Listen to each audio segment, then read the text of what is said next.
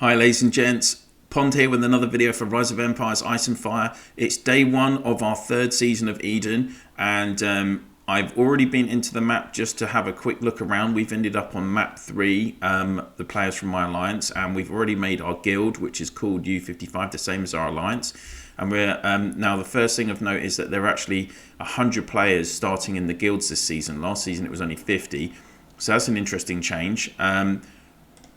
Let's have a quick look into the Reign of Chaos section as well. So the season tab seems to be the same. You've got quests as before. You've got the seasonal challenge as before. I have purchased the elite package for the seasonal challenge just because you get so many extra items that really benefit you. And then you've got the guild screen as normal, which as you can see you can only access in the ancient battlefield. Season rewards, of course, it looks the same as previous seasons for the Battle of the Guilds in terms of your occupation values, etc.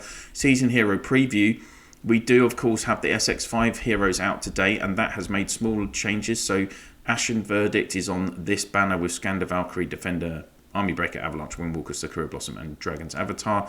So the second banner, and on banner 1 you've got the Liberator with Son of Ragnar, Lawman, Reaper, Datch, Tarantula, Hunk, Elk and Cicero. I really like for me, I really like this banner. You know, having Liberator, Lawman and Spectral Reaper all on the same, they're three very good heroes. And I also have Datch and Tarantula, the Hunk and Cicero, so you know, that's probably what I will go for back in rewards later in the season as well. Interestingly, it does look like we do have the guild development rewards this season. So that'll be more chances to get tickets for us and more honor coins, which is nice. And we have the personal achievement section. But the one thing I want to query here is that you have to get 50,000 points, more than 50,000 points to get the reward here. The basic reward is 10,000 points. I'm going to be interested to see if that is correct. In LSS, it's 15,000 points. And even last season with the personal achievement points activated, I think even players that basically did every single task, they were only getting around 18,000 personal points. So if they've changed the point structure, then okay. But if they haven't, then that is a mistake. It should be 15, not 50. But only time will tell. Also, interestingly, so if we have a look on the in-state map, usually you would see all your AC centers, right? But I seem to only be able to see my AC1. Now, if we go to build on the structures, before I started the video, I just clicked on the build option for Frontline Workshop 2, and it just immediately was there. So I'm not 100% sure how this is working this season, but let's just see. So you click on it, it's 100 coins to build. Just click build, and it just looks like it's automatically there without having to place it. Yeah, so if that's how they've done it, to be honest, I like that, because it was a little bit of extra work, wasn't it, to place your buildings. And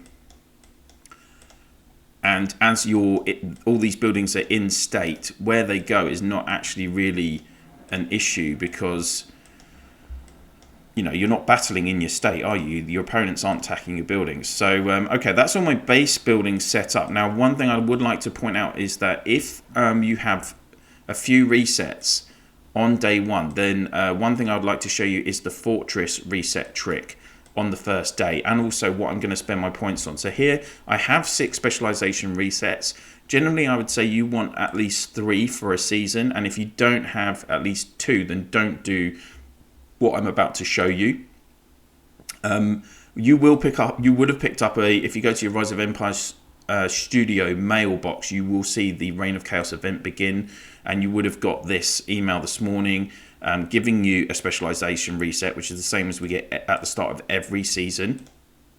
So if we go back into Reign of Chaos and then to specialization, you'll see that currently I have 66 points to use, and previously I had them all on green, just to kind of show people how that was working.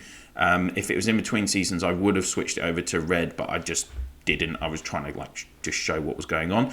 So that was purely for the channel purposes. Now, what we actually want to do is reset our points and go down here, blue down, in the construction specialty, because this unlocks the additional fortresses. Unlock Assault Fortress 2, Guardian Fortress 2, and then Fortress 3, and then the 4 fortresses. This takes 30 points to unlock them. And literally that's just what I'm going to do now. So I've got 6 resets. Now quickly as well, you can buy basic specialization resets. They're in the cheaper packs, and also you can get it from the honor shop for I think 10,000 honor coins. Now for this, you don't want to use a basic specialization reset, because once you do it, you can't reset your points again for 7 days, and you don't want to be stuck in this setup what I'm about to show you at the start of the season. So you have to use a super specialization reset so that you can reset again immediately after. So I'm going to use my one reset. Now I've got 66 points left, so I'm just going to literally fill out the bottom row here, and I'm not bothered about the increase in the honor structure durability. That's of use for earlier, for ROC 1 to 3, where you might have people attacking your buildings. Now we've unlocked all of the extra fortresses, so we can go to honor structure, and now you can see that it's given me the option to build these extra fortresses. So we're going to build those, and this is just going to give you extra might and resistance during the season. It'll also give you more buildings to upgrade, so you can get the opportunity to gain more honor. So that is all of them unlocked, and now I'm going to go back to specialization, and I'm immediately going to reset my points again. Because once you unlocked your buildings, they then remain. If you move off these skills, the buildings don't disappear. They are there for the whole season, so you can reset your points again. Now, first day of the season, for me, what I like to do, so I am lucky I've got 66 points. I'm going to use 47 points, I think it is, to go all the way to the end on blue right, because each node of United Research gives you 300 extra loyalty. Then whether you go bottom or up is up to you. So bottom will give you increased healing speed in the coalition base camp. Top nodes will give decreased cost. For me, I'm not really bothered about the cost. I've got plenty of resources. So for me, it's being able to heal troops quickly, even though I do have lots of troops as well, because I've got 160 million power. But I'm going to use the majority of my points on these nodes, because on this blue right nodes, because having 1200 loyalty immediately means that straight off the bat, plus your loyalty on the level 1 base camps, you've got 1600 loyalty from immediately. You can start taking higher level tiles than you would if you didn't have all of this activated. Now, if you have less points than I do, what I would suggest is you just go up to whichever node you can reach and max. Do you want to go further? I wouldn't suggest it, because the benefits from these aren't great. So if you can get like 600 extra loyalty or 900 extra loyalty, go for that. Now I've got 19 points left, as I said. I'm now going to use 10 points on blue left to give me an extra processing queue, so I can actually get my materials processed, so I can upgrade buildings quicker. If you go top node, it will increase the processing speed, and if you go bottom, it increases the maximum processed for a frontline workshop. I think I'm going to go speed. I think speed is key, and then if I do an extra one, I will mix it. Okay, so that's my extra queue. I still have 9 points left. I'm going to go into green, into this resource specialization, and I'm going to actually go up, because the first section is just experience gained from territory battles for your heroes. But then on the right and left here, you'll see that you're getting extra crooked lumber and rusted ingots from your production. So this is, on the right, it's that one. On the left, it's the terrible hardtack and chipped marble. So terrible hardtack and chipped marble is for your loyalty, actually, isn't it? So I'm going to go left and use my points there, and now that's given me an extra 12% generation of terrible hardtack and chipped marble from my tiles. And that is all my skills. I'm going to be set up like this for the majority of the season until I reach 8,000 loyalty. So if we go into, now I'm in a position, once I've done all of that, I'm in a position to go onto the map. Oh, we've done some, so we've got some more personal quest points. See, look, personal achievement points, only plus 10. That's the same as last season. I think they've made a mistake with that top level reward for personal achievement points. So we're going straight into the map now. As I said, my group have landed in map 3 because I've already been on here quickly. And I was lucky enough to land on a level 8 tile as well. So if we just click out on the map icon, you can see all of us here. We're in the top right hand corner. There's already been a town allocated. So it's going to be, oh, that's a level 1 town. We need 4,800 loyalty. It's going to be 2,700 loyalty for a gate.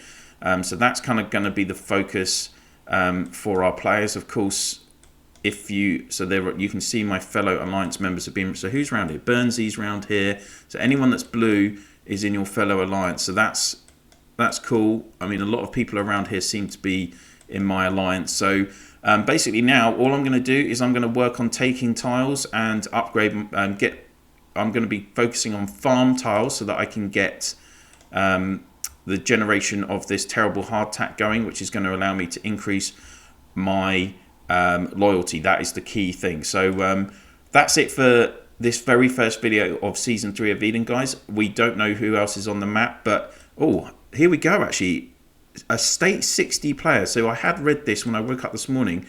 We are actually playing with there's obviously a bigger block. Is that state 80? Wow. Okay, so that is really interesting. That is a big change as well. For this season, they've massively opened up the block of states that we're playing with. And if we're playing with the up to, well, if this is, they've opened it up from state 1 to state 80 and beyond, that's a big change. And that's going to bring in a lot of powerful states into the mix. So this is going to be a really interesting season. I hope you're going to enjoy it with me. I think we're going to have, it's going to be a much more competitive season compared to last season. I think we will have quite a lot of battles, which I'm looking forward to bringing to you as well, because we didn't have any combat in the previous season. But yeah, there we go. So this is day 1 of season 3 of Eden. I hope you've enjoyed it. Why not check out my recruitment video that I've done today as well. 1,200 tickets, recruiting heroes from 8 different accounts, and 17 SX heroes guaranteed in that video. So check it out in the link at the end of the video. If you've liked this video, why not click on that like, and if you haven't already, why not subscribe to the channel and ring that bell so you can get notifications of whenever I'm dropping videos on the channel. And if you could please share my channel in your alliance chat, province chat, and through line, WhatsApp, Viber, Discord, whatever you use to communicate with your fellow players in the game, that would be absolutely brilliant. That's it for now, guys. Thank you so much for watching. I'll see you soon.